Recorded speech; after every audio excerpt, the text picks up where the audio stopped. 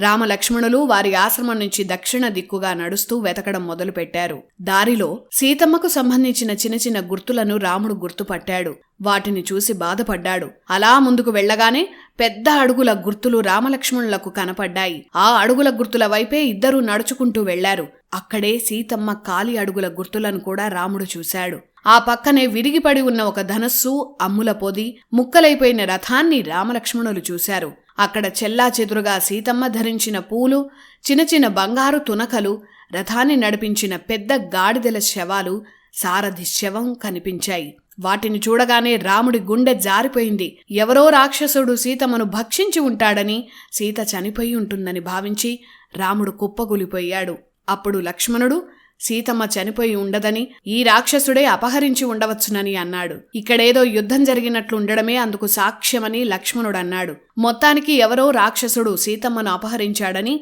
ఇద్దరూ నిర్ధారించుకున్నారు. వెంటనే రాముడు తీవ్రంగా ఆగ్రహించాడు. ఆ రాక్షసుడెవరైనా సరే సంహరించి తీరుతానని రాముడు బిగ్గరగా అరుస్తూ అన్నాడు. అప్పుడు లక్ష్మణుడు రాముణ్ణి శాంతింపజేశాడు. ఈ రథాన్ని ఎవరు ధ్వంసం చేశారో కనిపెట్టాలని, వారికి తప్పకుండా సీతమ్మను ఎవరు అపహరించారో తెలిసి ఉంటుందని లక్ష్మణుడన్నాడు. ఇక్కడున్న రక్తపు మరకలు చూస్తే ఆ రాక్షసుడితో ఎవరో ఒకరే పోరాడినట్లు తనకు అనిపిస్తోందని లక్ష్మణుడన్నాడు. తమ్ముడు చెప్పిన మాటలకు రాముడు తన ఆగ్రహాన్ని నిగ్రహించుకున్నాడు.